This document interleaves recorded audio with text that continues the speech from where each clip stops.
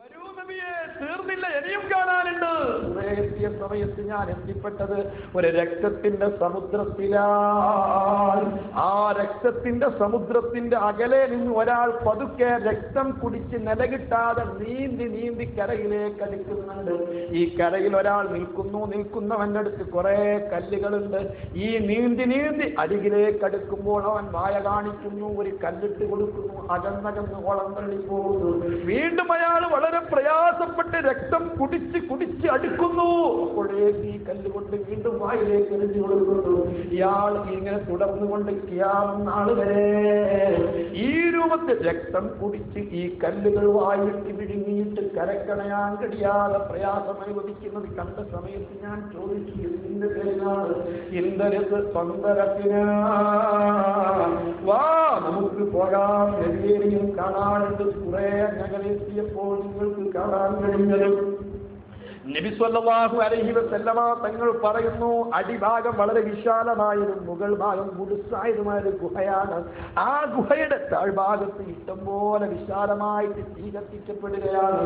ഞാൻ പതുക്കെ ആ ഗുഹയിലേക്കൊന്ന് എത്തി നോക്കുന്ന സമയത്ത് ഉടുതുണിയില്ലാത്ത പരിപൂർണ നഗ്നരായ സ്ത്രീ പുരുഷന്മാരാ.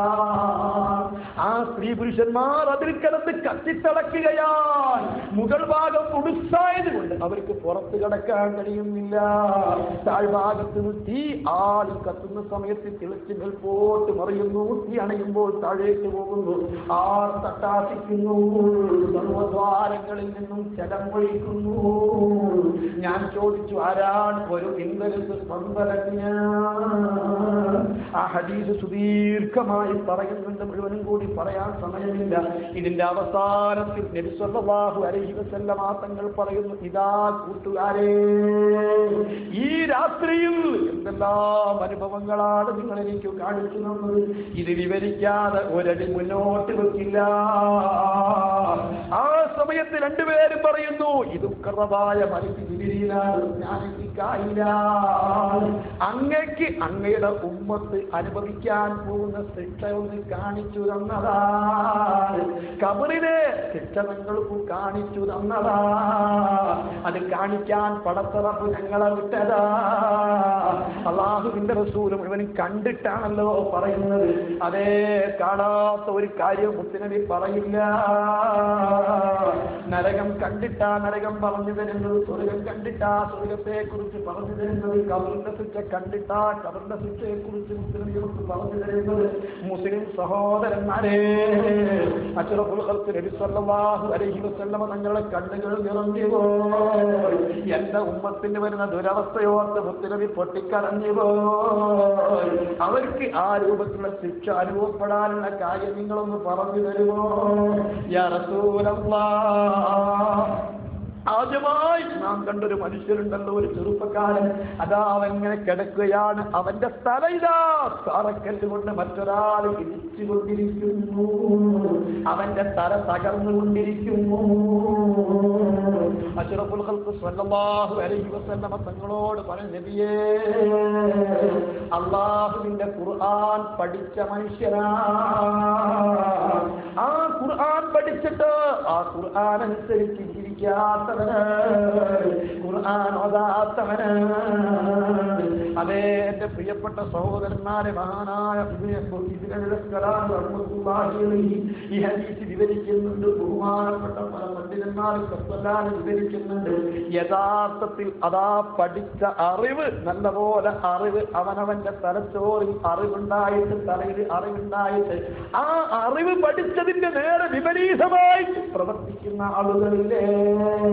പരീക്ഷ വാങ്ങാൻ പാടില്ലാതെ പഠിച്ചു, 5 വക്ത് നിസ്കരിക്കണമെന്ന് പഠിച്ചു. അതാ നമ്മുടെ ഇന്നത്തെ വിദ്യാഭ്യാസ ബോർഡിന്റെ, സുന്നി വിദ്യാഭ്യാസ ബോർഡിന്റെ സിലബസ് അനുസരിച്ചിട്ട് 8ാം ക്ലാസ് 10ാം ക്ലാസ് പഠിക്കുമ്പോഴേക്ക് മതപരമായ സർവ്വ കാര്യങ്ങളെ കുറിച്ചും ആവറേജ് വിവരം എല്ലാവരും പഠിക്കുകയാണ്.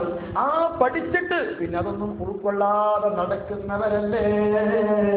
ചെറുപ്പക്കാരാ, എന്റെ കാലൊന്ന് തുറന്നു കൊടുക്കണം, നീ ഒന്ന് ശ്രദ്ധിക്കണം മോനെ. ഹബീബായ മുഹമ്മദ് റസൂലുള്ളാഹ് അവിടുന്ന് പറയുന്ന കാര്യം നീ ഒന്ന് ശ്രദ്ധിക്കണം. ശ്രദ്ധിക്കാതിരിക്കാൻ പറ്റുമോ? അണുമണി തൂക്കം ഈമാനുള്ള ആളുകൾക്ക് കേൾക്കുന്ന സമയത്ത് മാറ്റം വരില്ലേ? എന്നിട്ട് മതപരമായ കാര്യങ്ങളൊക്കെ ശരിക്ക് പഠിച്ചിട്ട് അതനുസരിച്ച് പ്രവർത്തിക്കാത്തവരില്ലേ?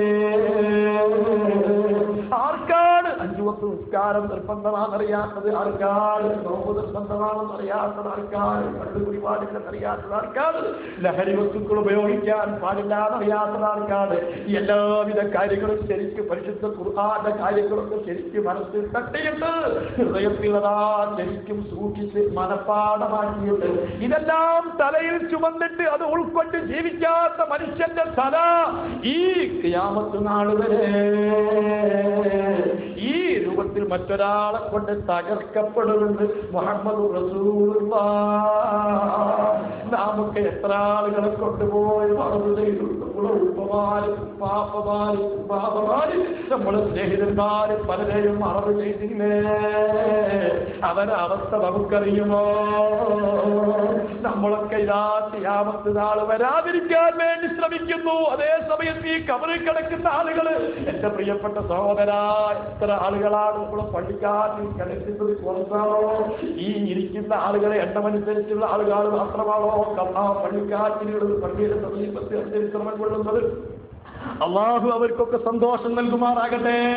അതേ സമയത്ത് എത്ര കാലമായവരെ പ്രാർത്ഥിക്കാവുന്ന പടച്ച റബ്ബേ, ഒന്ന് ഖിയാമത്ത് നാളായിരുന്നെങ്കിൽ, ഇസ്രാഫീൽ ഒന്ന് ഊതിയിരുന്നെങ്കിൽ എന്ന് നമ്മുടെ ഉപ്പാപ്പമാര് പറയാൻ തുടങ്ങിയിട്ട് കാലമത്രയായി. ഈ പള്ളിക്കാട് പള്ളിയുടെ ചുറ്റുഭാഗത്തും അന്തിവിശ്രമം കൊള്ളുന്ന എത്രയോ മുഅ്മിനീങ്ങൾ അല്ലാത്ത സ്ത്രീകൾ, സാധുക്കൾ, തെറ്റുകൾ ചെയ്തവര്, കള്ളുകുടിച്ചു പോയവർ, വ്യഭിചരിച്ചു പോയവർ, അതേ പലിശവാദി തിന്നുപോയവർ, ജീവിക്കുന്ന കാലത്ത് ചിന്തയില്ലാതെ ജീവിച്ചു പോയവർ, അവരൊക്കെ ശ്രദ്ധിക്കുകയല്ലേ, പ്രാർത്ഥിക്കുകയല്ലേ, വേദന കടിച്ചിറക്കിയിട്ട് പറയുകയല്ലേ, ഇസ്രാഫീലൊക്കെ സൂറന്ന കാലത്തിൽ ഊതിയിരുന്നെങ്കിൽ ഒന്നാമത്തെ ഊത്തിന്റെയും രണ്ടാമത്തെ ഊത്തിന്റെയും ഇടയ്ക്കൊരു വല്ലാത്ത ആശ്വാസമാണ്.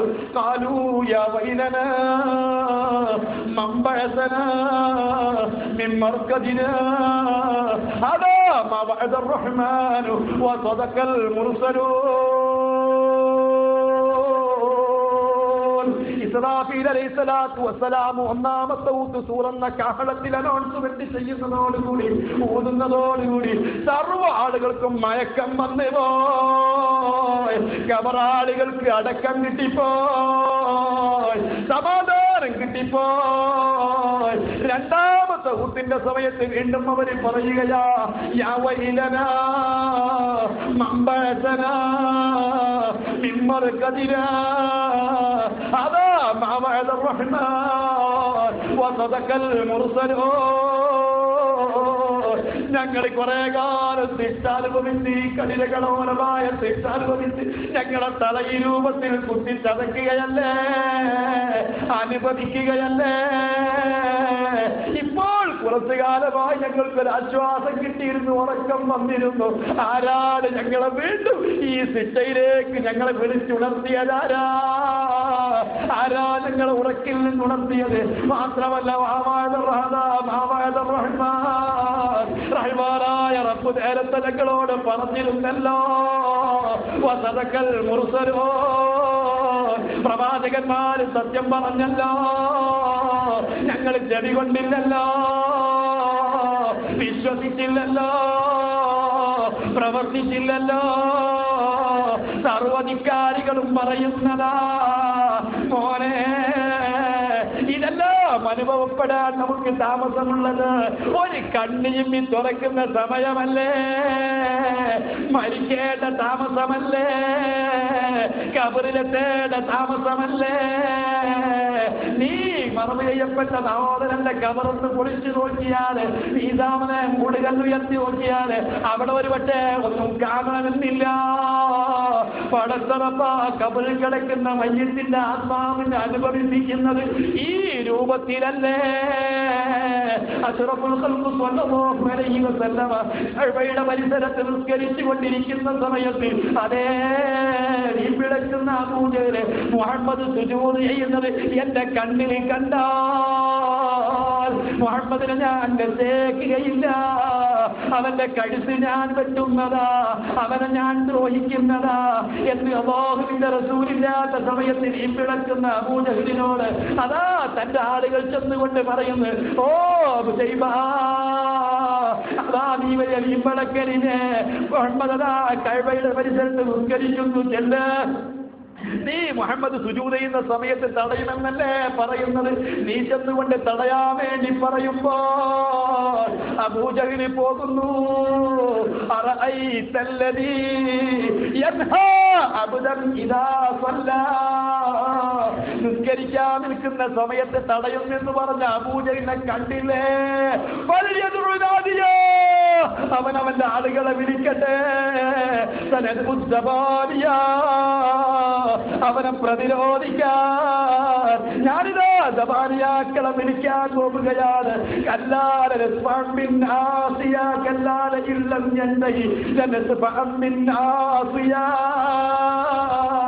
അവന്റെ തോന്നിവാസം നിർത്തിയില്ലെങ്കിൽ, അവന്റെ ധിക്കാരം നിർത്തിയില്ലെങ്കിൽ, അവന്റെ ഹുങ്കാരം നിർത്തിയില്ലെങ്കിൽ അവന്റെ മൂർധാവ് നമ്മൾ പിടിക്കാൻ പോവുകയാ. മുഹമ്മദുർ റസൂലുള്ളാഹ് അവിടുന്ന് പറഞ്ഞു, അബൂജഹലെങ്ങാനും പിന്മാറിയിട്ടില്ലെങ്കിൽ ജവാരിയാക്കളെന്ന മലക്കൾ പരസ്യമായിട്ട് വന്നവന്റെ തല പിടിച്ച് പിഴുതെറിയുന്നത് കാണാമായിരുന്നു. ആ സമയത്ത് അബൂജഹൽ അങ്ങോട്ട് മുന്നോട്ട് 2 സ്റ്റെപ്പ് വെച്ചിട്ട് നേരെ പിറകോട്ടോടുന്നു. മക്കയിലെ ഖുറൈശികൾ ചോദിച്ച, അബൂജഹലെ നീ എന്തൊരു വിഡ്ഢിയാണല്ലോ, നീ മുഹമ്മദിനെ കാണാത്ത സമയത്ത് വലിയ വലിയ വിളക്കുന്നുണ്ട്, അവനെ അങ്ങനെ ചെയ്യും ഇങ്ങനെ ചെയ്യുമെന്നൊക്കെ പറയുന്നുണ്ടല്ലോ, കണ്ട സമയത്ത് പൂജയെ പോലെ പിന്മാറുകയാണോ? അബൂജഹൽ പറയുന്നു, പൊട്ടന്മാരെ, നിങ്ങളെ മുഖത്ത് കണ്ണില്ലയോ? അവര് പറഞ്ഞു, മുഖത്ത് കണ്ണുള്ളത് കൊണ്ടാണ് മുഹമ്മദിനെ കാണിച്ചു തന്നത്, നിനക്കല്ലേ കണ്ണില്ലാത്തത്. അബൂജഹൽ പറയുന്നു, ഇന്നി അറാ ബൈനി വ ബൈനഹു നാറാ, എന്റെയും മുഹമ്മദിന്റെയും ഇടയ്ക്ക് വലിയ അഗ്നികുണ്ഡം ഞാൻ കാണുന്നു, അടുക്കാൻ പറ്റുന്നില്ല. ഹദീസിലില്ലേ, വയലമൂയ ഉമ്മത്തെ സയ്യിദിനാ മുഹമ്മദ്. കൂടിയിരിക്കുന്ന ആളുകൾ ആരും തീകുണ്ടം കാണുന്നില്ല, അബൂജഹൽ കാണുന്നുണ്ട്. ഇന്നി അറാ ബൈനി വ ബൈനഹു നാറാ, ഞാൻ എന്റെയും അവന് വലിയ തീകുണ്ടം കാണുന്നുണ്ട്. ഞാൻ പറയുന്നത് കബറിങ്ങോട്ട് പൊളിച്ച് ഉയർത്തി വെക്കുന്ന മൂടുകല്ലുയർത്തുന്ന സമയം നമുക്കൊരു പക്ഷെ കാണാൻ കഴിയണമെന്നില്ല. പക്ഷേ ആ കബറിൽ കിടക്കുന്ന മയ്യത്തിന് അനുഭവപ്പെടുന്നത് ആ രൂപത്തിലായിരിക്കുമെന്ന് നബി മുഹമ്മദ് മുസ്തഫ. അവരെ ഓരുത്തന്മാർ സിഹാറന്മാരെ അവനൂടെ നാടെല്ലാം തീയാനിറച്ചോവാർ. മുഹ്യിദ്ദീൻ ശൈഖ് റളിയല്ലാഹു അൻഹുവിനെ കുറിച്ച് പറഞ്ഞു, മുഹ്യിദ്ദീൻ ശൈഖ് റളിയല്ലാഹു അൻഹു തങ്ങളെ ഒരാൾ പരിഹസിച്ച സമയത്ത് പരിഹസിച്ചവന്റെ നാട് മുഴുവനും തീ കൊണ്ടങ്ങ് നിറച്ചു. അപ്പൊ ചില ആള് വെച്ച്, എന്തൊരു കടുപ്പാ മുഹ്യിദ്ദീൻ ശൈഖ് തങ്ങൾ ചെയ്തത്, ഒരാൾ പരിഹസിച്ചതിന് അവന്റെ നാടൊന്നായിട്ട് തീയായി നിറച്ചാൽ എത്ര നിരപരാധികൾ തീയപ്പെട്ടു പോകും, എത്ര ജീവികൾ നിരപരാധികളായ ജീവികൾ തീയപ്പെട്ടു പോകും, എന്തൊരു ക്രൂരതയാണ് മുഹ്യിദ്ദീൻ ശൈഖ് റളിയല്ലാഹു അൻഹു ചെയ്തത് എന്ന് ചിലർ ചോദിക്കാറുണ്ട്, ഉൽപ്പതിഷ്ഠുക്കളായ ആളുകൾ ഉന്നയിക്കാറുണ്ട്. സത്യത്തിൽ ആ മനുഷ്യൻ എവിടേക്ക് നോക്കിയാലും അവന് തീയായിട്ട് തോന്നുകയാണ്, മറ്റുള്ളവർക്ക് തീ ഉണ്ടായിട്ടല്ല. മുഹ്യിദ്ദീൻ ശൈഖ് റളിയല്ലാഹു അൻഹു തങ്ങളെ പരിഹസിച്ച അവൻ ഏത് ഭാഗത്തേക്ക് നോക്കിയാലും അവന്റെ തീയാണ്, അവന്റെ മുൻപിലും പിൻപിലും ചുറ്റുഭാഗത്ത് മുഴുവൻ അവന് തീ ഉണ്ടാരമായിരുന്നു. ഇതാണ് അബൂജഹൽ അവിടെ അനുഭവിച്ചത്. ഞാൻ പറഞ്ഞു വന്നത്, നമ്മൾ ഒരുപക്ഷെ മൂടുകല്ലങ്ങ് ഉയർത്തി നോക്കി അത് കണ്ടോളണമെന്നില്ല.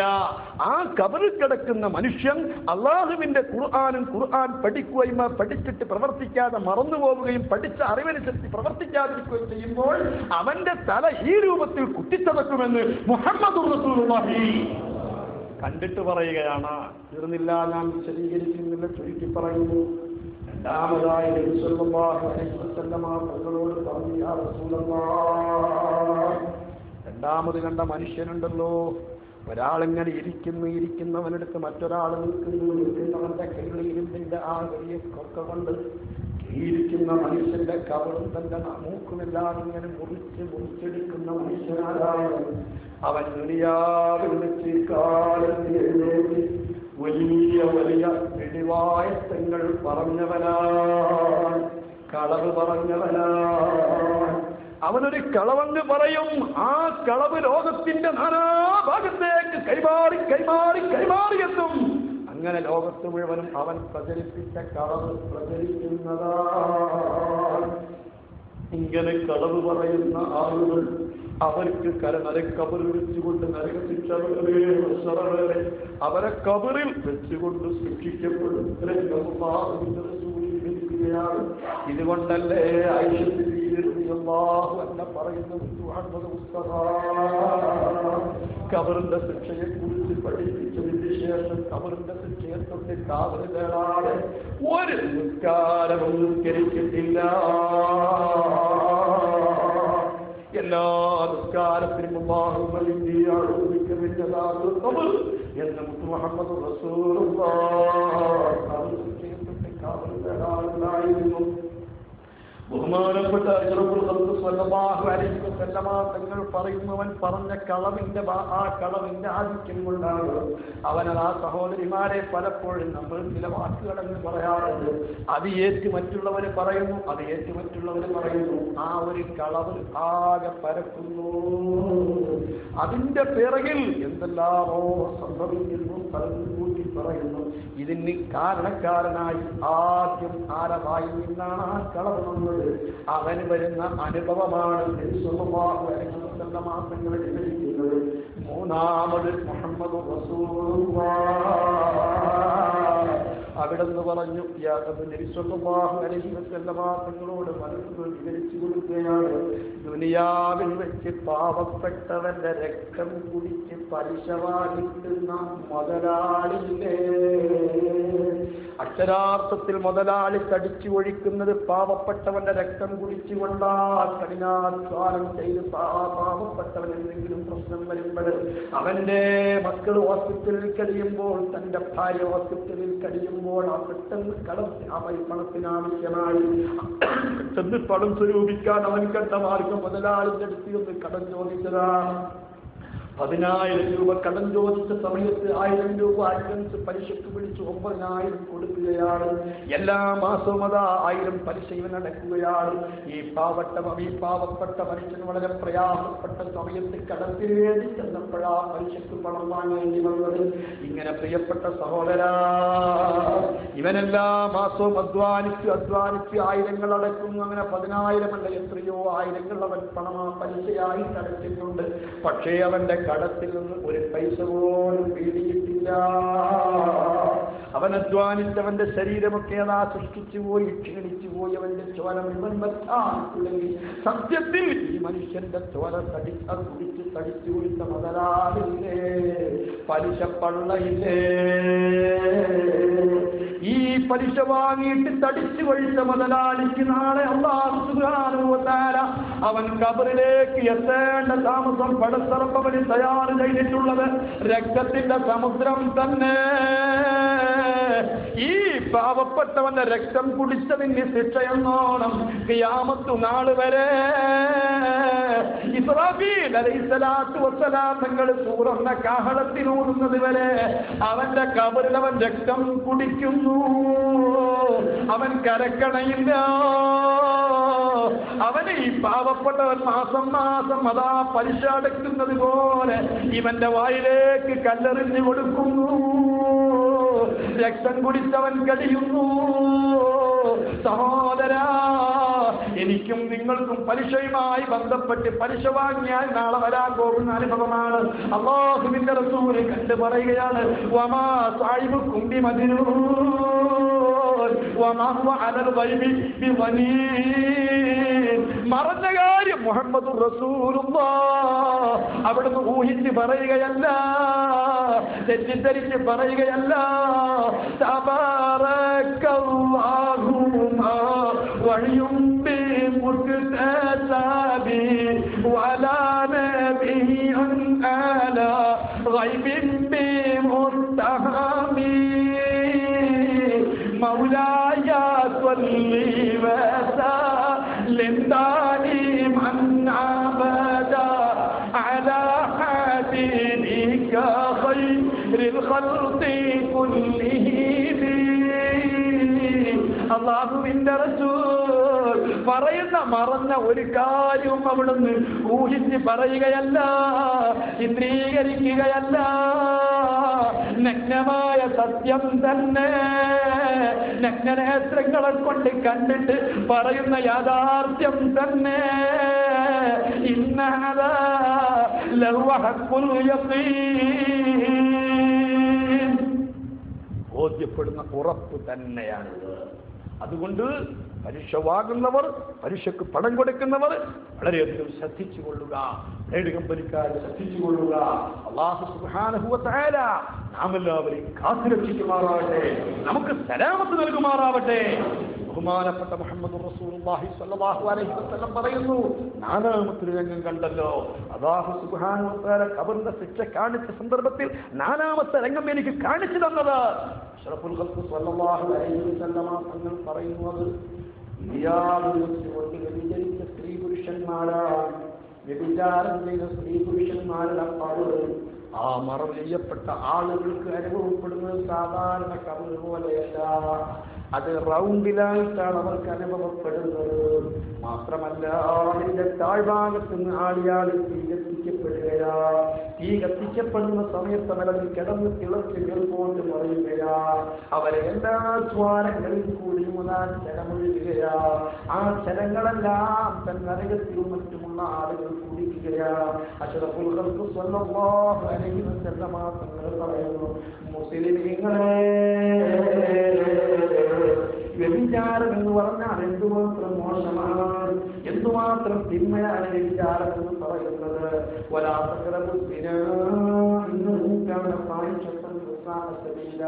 ഇത്രമാത്രം മോശമായ കാര്യം വേറെയുണ്ടോ? എന്തുമാത്രം കണിശമായിട്ടാണ് ബഹുമാനപ്പെട്ട ഇസ്ലാം വ്യഭിചാരത്തെ കുറിച്ച് പറയുന്നത്. എന്റെ പ്രിയപ്പെട്ട സഹോദരന്മാരെ, സഹോദരിമാരെ, വ്യഭിചാരം ചെയ്യുന്നതിനുള്ള സർവ്വ സാഹചര്യങ്ങളും നാം ഉണ്ടാക്കി കൊടുത്തതിന് ശേഷം അതിലേക്കുള്ള സാഹചര്യങ്ങൾ കൊട്ടിയടക്കാതെ വ്യഭിചാരം ചെയ്യരുത് എന്ന് പറയുന്നതിന് അർത്ഥമില്ല. മഹാനരായ അഷ്റഫുൽ ഖൽഖ് സ്വല്ലല്ലാഹു അലൈഹി വസല്ലം പറയുന്നു, ഇമാം മുസ്ലിം തന്റെ സഹീഹ് മുസ്ലിമിൽ റിപ്പോർട്ട് ചെയ്യുന്നു, ബുഖാരിയിൽ പറയുന്നു, കുത്തിബ അലാ ബനി ആദമ നസീബുൻ മിനൽ സിനാ, മിക്ക മനുഷ്യന്മാർക്കും അത് വ്യഭിചാരത്തിന്റെ അംശങ്ങൾ അതാറിൽ ചേർക്കുന്നുണ്ട്. വ്യഭിചാരത്തിന്റെ വിഹിതങ്ങൾ മിക്ക ആളുകളും ചെയ്തു പോകുന്നുണ്ട്. മഹാരാജങ്ങൾക്ക് സംശയം വേണ്ട. അൽ ഐനാനി ദിനാഹുമാ അന്നദൂർ, കാണാൻ പാടില്ലാത്ത ആളുകളിലേക്ക് നോക്കുക എന്നത് കണ്ണിന്റെ വ്യഭിചാരമാണ്. മാത്രമല്ല, പിടിക്കാൻ പാടില്ലാത്ത പിടിക്കലാണ് കയ്യിന്റെ വ്യഭിചാരം. അതേ പാടില്ലാത്തതിലേക്ക് നടക്കലാണ് കാലിന്റെ വ്യഭിചാരം. കേൾക്കാൻ പാടില്ലാത്തത് കേൾക്കലാണ് കാലിന്റെ വ്യഭിചാരം. എന്റെ പ്രിയപ്പെട്ട സഹോദരിമാരെ, മൊബൈൽ ഫോണോട് കൂടി എന്റെ പ്രിയപ്പെട്ട സഹോദരന്മാരോട് വളരെ വിജയത്തിന്റെ ആശയോടുപ്പെടുത്തുകയാ. നാം നമ്മുടെ മക്കൾക്കൊക്കെ ഇഷ്ടം പോലെ മൊബൈലുകളിൽ നിന്ന് വാങ്ങിക്കൊണ്ടിരിക്കുക. സ്കൂളിലേക്ക് പോകുന്ന, കോളേജിലേക്ക് പോകുന്ന ആൺകുട്ടികൾക്കും പെൺകുട്ടികൾക്കും ഒക്കെ ഏതേക്കുന്ന മൊബൈൽ വാങ്ങി കൊടുക്കുന്നു. പ്രിയപ്പെട്ട സഹോദര, എന്താണ് ഇതിനൊക്കെ ആവശ്യം എന്ന് ഓർക്കുന്നുണ്ടോ? അധാർമികതയിലേക്ക് നമ്മുടെ മക്കൾ കൂട്ടുകുത്തി പോകുന്നത് എന്താണ് നമ്മൾ ശ്രദ്ധിക്കാതെ പോകുന്നത്? നമ്മുടെ സ്കൂളിലേക്കും കോളേജിലേക്കും പോകുന്ന പെൺകുട്ടികളുടെയും ആൺകുട്ടികളുടെയും കൈകളിൽ മൊബൈൽ വാങ്ങി കൊടുത്തു കഴിഞ്ഞാൽ അതേ അങ്ങ് പൂവാലന്മാരോട് കിന്നാരം പറയുവാനും എല്ലാം ഇത് വേണ്ടാത്ത സംസാരങ്ങൾ സംസാരിക്കുവാനും അത് സാഹചര്യമല്ലയോ? എത്രയെത്ര കുടുംബത്തിലെ കുടുംബനാഥന്മാരാണ് പിന്നീട് കേൾക്കുന്നത്. രാത്രി സമയത്തൊക്കെ മൊബൈൽ വരികയാണ്. എത്രത്തോളം തന്റെ പ്രിയപ്പെട്ട ഭർത്താവിന്റെ ഉമ്മ റൂമിൽ പ്രായം ചെന്ന ഉമ്മ ഒരു ഭാഗത്ത് കിടക്കുന്നു, തന്റെ മക്കളും മറ്റു റൂമിൽ കിടക്കുന്നു, ഒറ്റയ്ക്ക് കിടന്നുറങ്ങുന്ന ഭാര്യത മൊബൈലതാ. പഴയ കാലത്ത് അങ്ങനെയുണ്ടല്ലോ. പഴയ കാലത്ത് മൊബൈലാണെങ്കിൽ നമ്മുടെ റെന്റ് മറ്റ് സാധാ മൊബൈൽ, സാധാ ഫോണാണെങ്കിൽ ലാൻഡ് ഫോണാണെങ്കിൽ ലാൻഡ് ഫോൺ ബെല്ലടിക്കുന്ന സമയത്ത് വീട്ടിലെ മറ്റുള്ള അംഗങ്ങളൊക്കെ കേൾക്കുകയാണ്, അറിയുകയാണ്. അതേസമയത്ത് ഈ മൊബൈൽ സംവിധാനം വന്നതോടുകൂടി തന്റെ ഈ ഗൾഫുകാരന്റെ ഭാര്യ ഇതാ അല്ലെങ്കിൽ സഹോദരി ഇതാ ഈ മൊബൈൽ നമ്പർ ഇങ്ങനെ കൊടുത്തിരിക്കുകയാണ്. താൻ ഇഷ്ടപ്പെടുന്ന ആളുകൾക്ക് കിന്നാരം പറയുന്ന തന്നെ പൂവാലന്മാർക്ക് മറ്റ് അന്യപുരുഷന്മാർക്ക് നമ്പർ കൊടുത്തിരിക്കുകയാണ്. അവരുടെ ഇഷ്ടം പോലെ രാത്രിയൊക്കെ വിളിച്ച് നിങ്ങൾ കഥകിറങ്ങുക തുറന്നിട്ട് പാതിരാ സമയത്ത് പുറത്തിറങ്ങുന്നു, അല്ലെങ്കിൽ പാതിരാ സമയത്ത് തന്റെ ഭർത്താവിന്റെ റൂം തുറന്നു കൊടുത്തിട്ട് അന്യപുരുഷന്മാരോട് കിടപ്പറ പങ്കിടുകയാണ്. എന്തെല്ലാം തോന്നിവാസങ്ങളാണ് നമ്മുടെ മൂക്കിന്റെ താഴ്ഭാഗത്ത് അരങ്ങേറുന്നത്. ഇതിനൊക്കെ കളമൊരുക്കുന്നത് ഒരു പരിധിവരെ പ്രിയപ്പെട്ട സഹോദരന്മാരെ നമ്മളല്ലേ. എന്താ നമ്മൾ ഇതൊന്നും പറഞ്ഞിട്ട് ചിന്തിക്കാത്തത്, എന്താണ് ശ്രദ്ധിക്കാത്തത്? പരിശുദ്ധ ഖുർആൻ ഒരിക്കലും നിങ്ങൾ വ്യഭിചരിക്കരുത് എന്നല്ല പറഞ്ഞത്, വ്യഭിചാരത്തിലേക്ക് നിങ്ങൾ സാഹചര്യം സൃഷ്ടിക്കരുത് എന്നാണ്. വ്യഭിചാരത്തിലേക്ക് നിങ്ങൾ സാഹചര്യങ്ങൾ ഉണ്ടാക്കരുത് എന്നാണ് അല്ലാഹുവിന്റെ ഖുർആനിൽ പഠിപ്പിച്ചത്. നബി സല്ലല്ലാഹു അലൈഹി വസല്ലം തങ്ങൾ പഠിപ്പിച്ചു. അതേ 7 വയസ്സായി കഴിഞ്ഞാൽ നിങ്ങൾ കുട്ടികൾക്കിടയിൽ അതാ വിട്ടുപിടിച്ച് കിടത്തേണ്ടതാണ്. ആങ്ങളെയും പെങ്ങളെയും നിങ്ങൾ 7 വയസ്സായി കഴിഞ്ഞാൽ പിന്നെ റൂമിൽ കിടക്കാൻ പാടില്ല. ഉമ്മയും മകനും പിന്നെ റൂമിൽ കിടക്കാൻ പാടില്ല, ഒരു പായിൽ കിടക്കാൻ പാടില്ല എന്ന് മാത്രമല്ല റൂമിൽ കിടക്കാൻ പാടില്ല.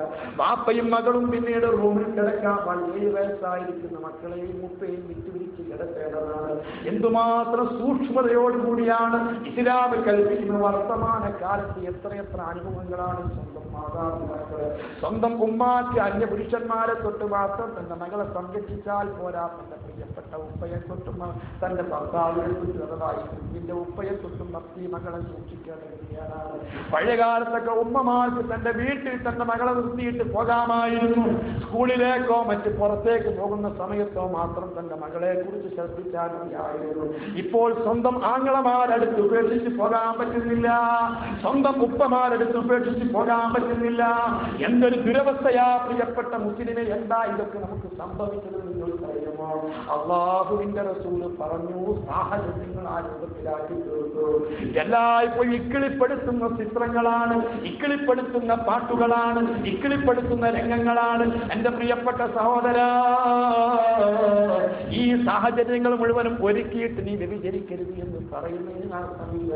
അതുകൊണ്ട് അന്യപുരുഷന്മാരെ കാണാനും അന്യ തൊടാൻ പാടില്ലാത്ത ആളുകളെ കാണാനും അതുപോലെ തന്നെ സ്പർശിക്കുവാനുള്ള അവസരം വീടുകളിൽ ഉണ്ടാവരുത്. ജ്യേഷ്ഠന്റെ ഭാര്യയുമായിട്ട് അനിയൻ സംസാരിക്കുന്ന, അനുജന്റെ ഭാര്യയുമായിട്ട് ജ്യേഷ്ഠൻ സംസാരിക്കുന്ന അത്തരം സാഹചര്യങ്ങളൊന്നും വീട്ടിലുണ്ടാവരുത്. എന്റെ പ്രിയപ്പെട്ട സഹോദരിമാരെ, ഈ ലീവുള്ള സമയത്ത്, സ്കൂളൊക്കെ അവധിയുള്ള സമയത്ത് നമ്മുടെ മക്കളെ നമ്മളെ ഭാര്യമാരെ വീടുകളിലേക്ക് അല്ലെങ്കിൽ മറ്റ് അമ്മാവന്മാരെ വീടുകളിലേക്ക് ഇങ്ങനെ കണ്ടമാനം നമ്മുടെ ചെറുപ്പക്കാരുടെ കുട്ടികളൊക്കെ വിരുന്നയക്കുന്ന ഒരു സ്വഭാവമുണ്ട്. പാടില്ല മുസ്ലിമേ. നിന്റെ ആങ്ങളയുടെ വീടാണെങ്കിലും ശരി, നിന്റെ പെങ്ങളുടെ വീടാണെങ്കിലും ശരി, അവിടെയുള്ള പെൺകുട്ടികളും ആൺകുട്ടികളുമൊക്കെ നിന്റെ മക്കൾക്ക് തൊട്ടാൽ ഒതുമുറിയുന്നവരല്ലേ, കാണാൻ പാടില്ലാത്തവരല്ലേ. അവിടത്തേക്കൊക്കെ വിരുന്നയച്ചിട്ട് ദിവസങ്ങളോളം അതാ ഇടപഴകിയിട്ട് ആങ്ങളമാരെ മക്കളും പെങ്ങന്മാരെ മക്കളും അതുപോലെ തന്നെ ചേട്ടാളന്മാരെ മക്കളും ഇടപഴകിയിട്ട് ജീവിച്ചിട്ടൊരു ചുറ്റുപാട് ആ സർവ സംസ്കാരവും തകർക്കുന്ന, എല്ലാ ലജ്ജയും ഇല്ലാതെയായി പോകുന്ന ഈ തോന്നിവാസങ്ങൾ നടത്തല്ല. ഒരു പുരുഷന് ഏതെല്ലാം പെണ്ണുങ്ങളെ കാണാൻ പറ്റും, വളരെ കുറച്ച് മാത്രമല്ലേ ഉള്ളൂ.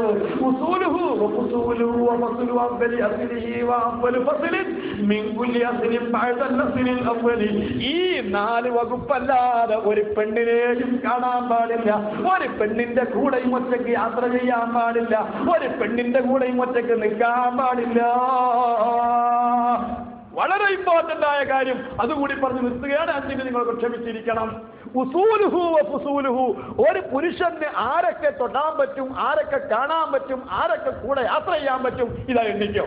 ഉസൂലുഹു, മാതാക്കൾ, മാതാപിതാക്കൾ എന്ന് പറഞ്ഞാൽ ആരാണ്? ഉമ്മ, ഉമ്മാടമ്മ, ഉമ്മാടമ്മ, അപ്പാടമ്മ, അപ്പാടമ്മാടമ്മ. ഉമ്മ എന്ന പട്ടികയിൽ വരുന്നവരെ മുഴുവൻ അവരൊക്കെ കാണാവുന്നതാണ്. തൊട്ടാ ഒന്നും മുറിയില്ല, കെട്ടാൻ പാടില്ല, കൂടെ നടക്കാവുന്നതാണ്. കുട്ടിമക്കളിന്റെ ഇടയിലുള്ള സ്ഥലമല്ലാത്ത സ്ഥലം കാണാവുകയും തൊടാവുകയും ആവശ്യമുണ്ടെങ്കിൽ മാത്രം. ആരെ? ഉസൂലുഹു. ഉമ്മ, ഉമ്മ, ഉമ്മ, ഉമ്മാന്റെ അമ്മ, അപ്പാന്റെ അമ്മ ഒക്കെ ഉമ്മ എന്ന് പറഞ്ഞ പട്ടികപ്പെട്ടതൊക്കെ പെട്ട്. പെണ്ണാണെങ്കിൽ ഉപ്പ എന്ന് പറഞ്ഞതിലൊക്കെ വാപ്പ, വാപ്പാന്റെ വാപ്പ, വാപ്പാന്റെ വാപ്പാന്റെ വാപ്പ ഒക്കെ പെട്ട്. ഇത് വളരെ കൂടുതലൊന്നുമില്ല, കുറച്ചേ ഉള്ളൂ. ഒരു പുരുഷന് ഏതെല്ലാം സ്ത്രീകളെ തൊട്ടാൽ ഒന്നും മുറിയില്ല, കാണാൻ പറ്റും, കൂടെ നടക്കാൻ പറ്റും. ഒറ്റക്കൊരു റൂമിൽ ഇരിക്കാൻ പറ്റും. അതാ പറയാൻ പോകുന്നത്. രണ്ടാമത്തെ മക്കൾ, മകൾ, മകളെ മകൾ, മകന്റെ മകൾ, മകളെ മകളെ മകൾ, മക്കൾ എന്ന പട്ടികയിൽ വരുന്നവരെ മുഴുവൻ. ഇവിടെ ഒരാൾ ഉറങ്ങിപ്പോയിട്ടുണ്ടും ഈ മസല കിട്ടും. അങ്ങനെ ഉറങ്ങിയാൽ മക്കൾ എന്ന പട്ടികയിൽ വരുന്നവർ അവരൊക്കെ ഒരാൾക്ക് തൊടാവുന്നതാണ്, തൊട്ടാ ഒന്നും മുറിയില്ല, കാണാവുന്നതാണ്, കൂടെ ഒരു റൂമിൽ താമസിക്കാവുന്നതാണ്, അനുവദനീയമാണ്.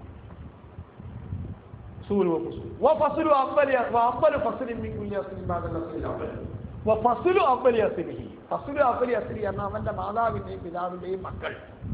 മാതാവിന്റെയും പിതാവിന്റെയും മക്കൾ എന്ന് പറഞ്ഞാൽ ആരാണ്? പെങ്ങള്, പെങ്ങളെ മക്കള്, ജ്യേഷ്ഠന്റെ മക്കള്, അനുജന്റെ മക്കള്, ഇവരൊക്കെ ഫസുലു അബ്ബലിയസിയാണ്. അവന്റെ സ്വന്തം ഉപ്പയുടെയും ഉമ്മയുടെയും മക്കൾ, പെങ്ങള്, പെങ്ങളെ മക്കള്, ജ്യേഷ്ഠന്റെ മക്കള്, അനുജന്റെ മക്കള്, അവരെ മക്കളെ മക്കളെ മക്കള്, ഇതൊക്കെ ഒന്നും മുറിയില്ല, അവരെ കാണാവുന്നതാണ്, ഇവിടെ നടക്കാവുന്നതാണ്. മൂന്നും കഴിഞ്ഞ ഒന്നേ ഉള്ളൂ. ആയി പെട്ട് കിട്ടണഞ്ഞ് ബാക്കിയല്ല കൂടി.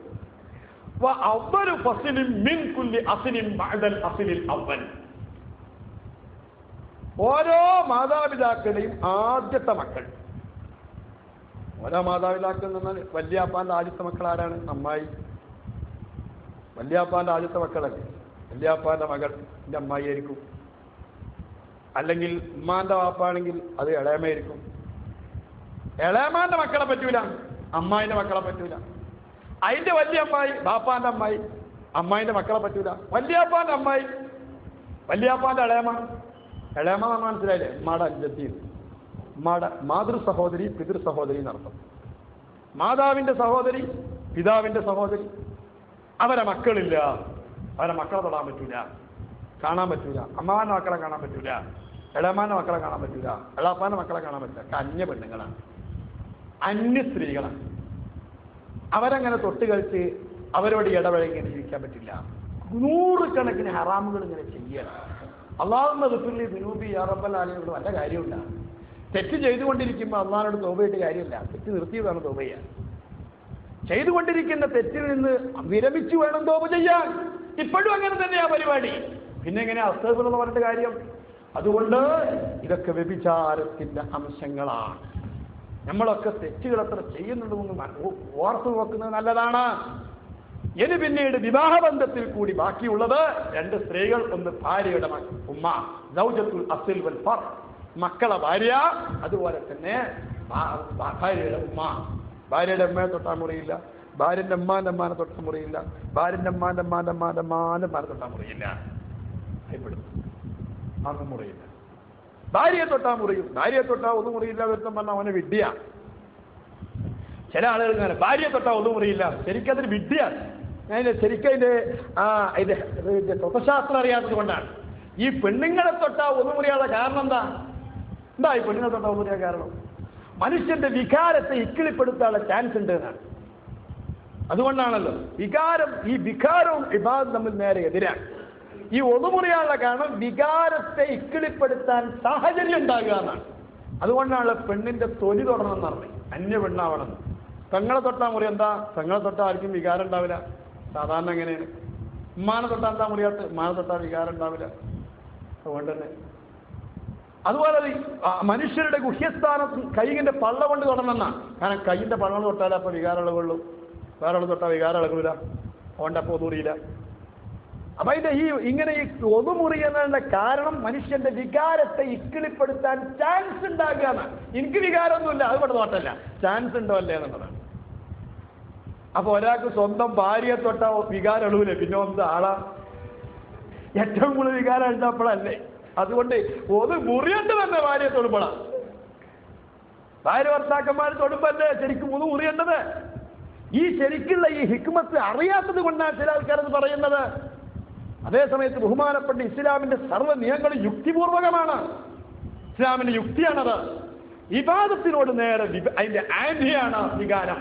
അപ്പൊ ഈ വികാരത്തെ ഇക്കിളിപ്പെടുത്താൻ ചാൻസ് ഉള്ള എന്തൊരു പരിപാടി ഉണ്ടെങ്കിലും ഒന്ന് മുറിയും. അപ്പൊ അതിന് ചാൻസ് ഇല്ലാത്തവർക്ക് തൊട്ടാ ഒന്നും മുറിയില്ല.